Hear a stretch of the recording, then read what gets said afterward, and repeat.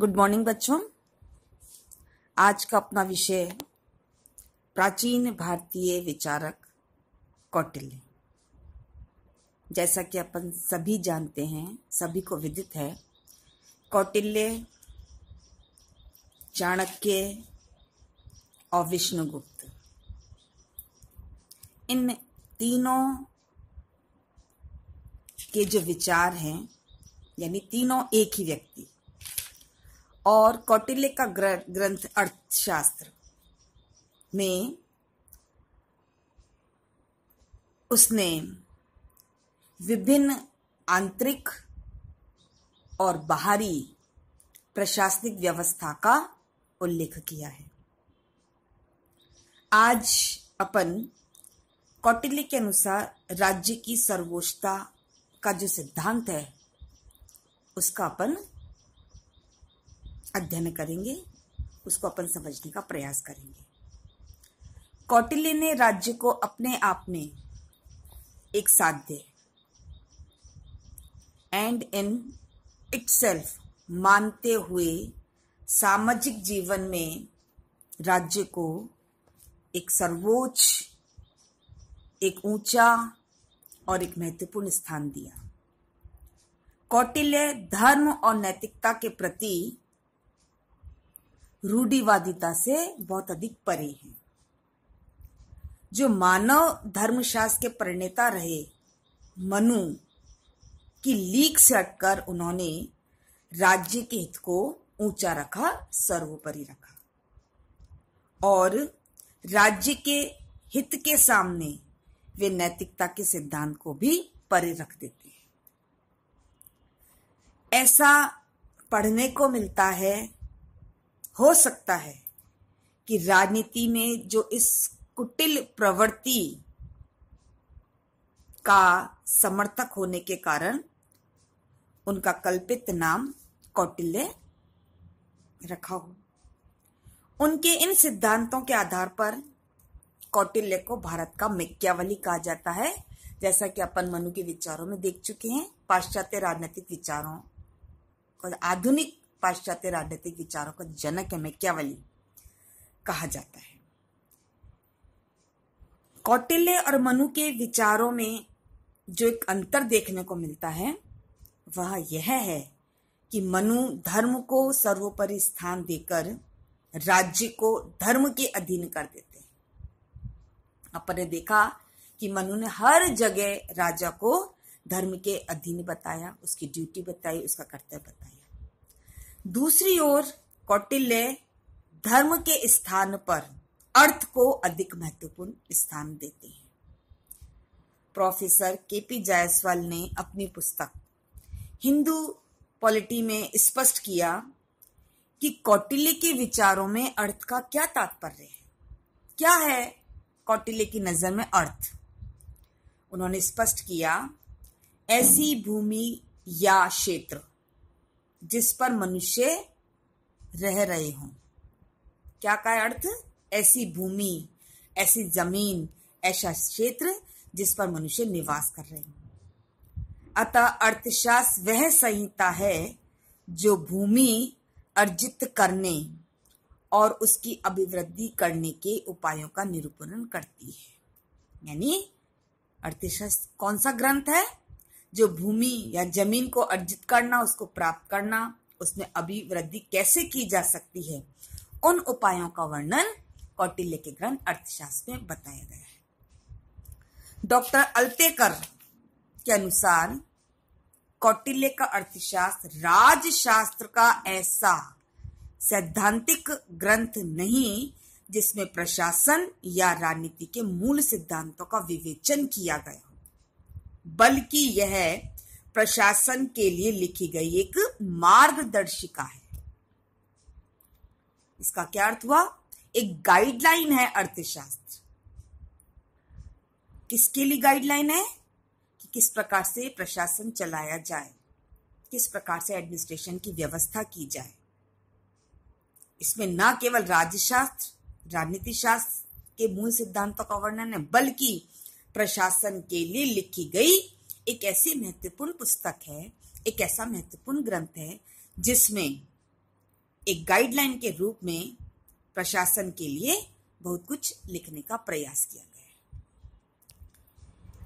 यह जो मार्गदर्शिका है, जो ग्रंथ है, युद्ध एवं शांति दोनों के समय पैदा होने वाले शासन की व्यवहारिक समस्याओं पर विचार करते हुए प्रशासन के संयंत्र और उसके कार्यों का विवेचन करता है कि यदि राज्य में युद्ध और शांति जैसी स्थिति उत्पन्न हो जाती है तो शासन की व्यवहारिक समस्याएं, जो प्रैक्टिकल प्रॉब्लम्स आती हैं, उनको हम किस प्रकार से उन समस्याओं का समाधान कर सकते हैं, उनका पूरा वर्णन, पूरा विवेचन इस ग्रंथ में देखने को मिलता है। और कूटनीति की विधियों पर, जो डिप्लोमेसी है, उनके तरीके, उनकी विधियों का भी प्रकाश डाला गया है। अर्थशास्त्र को 15 अभिकरणों, जो खंड है 15 और 150 अध्यायों में विभक्त किया गया है, 150, और लगभग 180 विषय और 6000 श्लोक इसमें पढ़ने को देखने को मिलते हैं। इसमें राजनीति, कूटनीति, कानून, प्रशासन के बुनियादी सिद्धांतों को संक्षेप में बताया गया है। इसलिए ऐसा कहा जाता है कि कौटिल्य ने गागर में सागर भर दिया, यानी छोटे से पुस्तक में उसने बहुत सारी चीजें हमको पढ़ने को, देखने को मिली, जिनका संबंध व्यवहारिक समस्याओं से है। इन व्यवहारिक समस्याओं का समाधान कैसे कर सकते हैं, उस पर स्पष्ट प्रकाश डालने का प्रयास किया। आगे कौटिल्य दंड नीति के उद्देश्य के बारे में चर्चा करते हुए कहता है कि इसके 4 ऑब्जेक्ट्स हैं, 4 बिंदु हैं दंड नीति के। जो एम्स हैं वो क्या है? अलब्ध की प्राप्ति, जो अभी तक हमें प्राप्त नहीं है उसकी प्राप्ति, जो हमने प्राप्त कर लिया है उसकी परिरक्षण, और जो हमने रक्षित कर लिया, जिसकी हमने रक्षा की, उसे विवर्धन, उसको आगे बढ़ाना, और जो विवर्धित का, जो बहुत अधिक हमारे पास इकट्ठा हुआ है, सुपात्रों में विभाजन, यानी राजा के जो करीबी मंत्री हैं, जो अधिकारी हैं, उनमें इसका विभाजन करना। तो जो राजा दंड नीति के उद्देश्यों की पूर्ति करता है, कौटिल्य कहता है जो राजा दंड नीति के उद्देश्यों की पूर्ति करता है उसका यश चारों दिशाओं में फैलता है। वस्तुतः दंड नीति को अर्थशास्त्र के उद्देश्यों की सिद्धि का साधन मान सकते हैं, यानी अर्थशास्त्र के जो उद्देश्यों की पूर्ति का जो महत्वपूर्ण साधन है वह कौटिल्य की दंड नीति है। दंड राज्य शक्ति का प्रतीक है, और इस दंड नीति से यह निर्देश मिलता है, ये डायरेक्शन मिलता है, ये गाइडलाइन मिलती है कि इस शक्ति का प्रयोग राजा के द्वारा न्याय पूर्वक किया जाना चाहिए। इस प्रकार राज्य की सर्वोच्चता के संदर्भ में कौटिल्य ने स्पष्ट करने का प्रयास किया कि अर्थ महत्वपूर्ण है, और अर्थ बताया जैसा कि अपन ने ऐसी भूमि, ऐसा क्षेत्र जिसमें लोग निवास करते हो। तो इस प्रकार से कौटिल्य की राज्य की सर्वोच्चता का सिद्धांत स्पष्ट होता है। जहां तक कौटिल्य की संप्रभुता के सिद्धांत का प्रश्न है, कौटिल्य ने अर्थशास्त्र के अंतर्गत राजा की स्थिति, उसकी शक्तियों का विवरण दिया है, और राजा या प्रभु सत्ताधारी की उत्पत्ति की जो व्याख्या की है वह सोशल कॉन्ट्रैक्ट के सिद्धांत से मिलती जुलती है कि राजा की उत्पत्ति कैसे हुई, जैसा कि 17वीं शताब्दी के यूरोप में प्रचलित जो सिद्धांत था सामाजिक समझौता, उससे मिलती जुलती है। यानी और समझौते के सिद्धांत के अंतर्गत राज्य के निर्माण से पहले जो प्राकृतिक दशा थी उसकी भी कल्पना की गई, जैसा कि हॉब्स लॉक रूसो करते हैं। कौटिल्य ने इसके समानांतर अराजकता की स्थिति की कल्पना करी, और प्रभुसत्ताधारी की स्थापना से व्यक्तियों के जिस राजनीतिक दायित्व की उद्भावना होती है, कौटिल्य ने उसे कर चुकाने के दायित्व के रूप में हमारे सामने रखा कि व्यक्ति का क्या दायित्व है। राजनीतिक दायित्व क्या है कि समय समय पर सरकार को, राज्य को कर चुका है। उन्होंने प्रभु सत्ताधारी को पूर्ण शक्तियां प्रदान करने के लिए धार्मिक मान्यताओं का भी सहारा लिया, परंतु साथ में धार्मिक मान्यताओं के सहारे प्रभु सत्ताधारी को विस्तृत कर्तव्यों के बंधन से भी बांध दिया, यानी इसकी ड्यूटीज बताई। किसकी? राजा की। और राजा की उत्पत्ति कैसे हुई? सामाजिक समझौते से हुई। यदि प्रभु सत्ताधारी अपने कर्तव्य का पालन न कर पाए तो क्या प्रजा उसके विरुद्ध विद्रोह कर सकती है?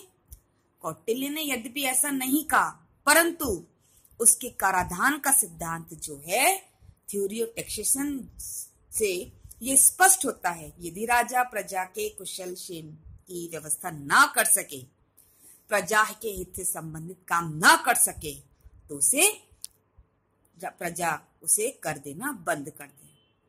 तो ये क्या होगा कि राजा के विरुद्ध थोड़ा अपना आक्रोश दिखा सकती है। शुक्राचार्य के अनुसार प्रजा अधर्मी राजा के देश को छोड़कर किसी धर्मपरायण राज्य के देश में जा सकती है। शुक्र क्या कह रहा है? जो राजा अधर्मी है उसकी प्रजा उस देश को छोड़कर जो धर्मपरायण राजा है उसके देश में जा सकती है। कौटिल्य के अनुसार राजसत्ता के उदय से पूर्व सर्वत्र अराजकता का बोलबाला था। शांति, व्यवस्था, सुरक्षा किसी प्रकार की नहीं थी और राजा को 8 प्रकार की देवी विपत्तियों का निवारण करना चाहिए। कौटिल्य ने कहा है राजा को 8 प्रकार की देवी विपत्तियों का निवारण करना चाहिए, जैसे आग, बाढ़, महामारी, चूहे, सांप, शेर, भूत प्रेत, दुर्भिक्ष आदि। और राजा को चाहिए कि पीड़ित लोगों को पुत्रवत रक्षा करे, कि जैसे प्रत्येक व्यक्ति अपने पुत्र की रक्षा करता है, राजा को भी प्रजा को पुत्रवत की रक्षा करनी।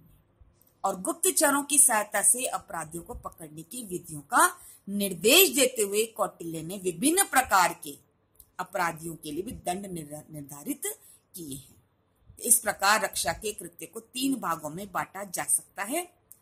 बाहरी शत्रु आक्रमणों से रक्षा, राज्य की आंतरिक व्यवस्था और न्याय की रक्षा और दैवी उत्पत्तियों से सुरक्षा। तो इस प्रकार कौटिल्य ने अपने राजा को क्या सलाह दी कि बाहरी आक्रमण और शत्रुओं से रक्षा करे, राज्य की आंतरिक व्यवस्था और न्याय की रक्षा करे और जो दैवी विपत्ति हैं उनसे उसको सुरक्षित प्रदान करने का प्रयास करे, जिससे कि जनता आसानी से उस राज्य में रह सके और अपना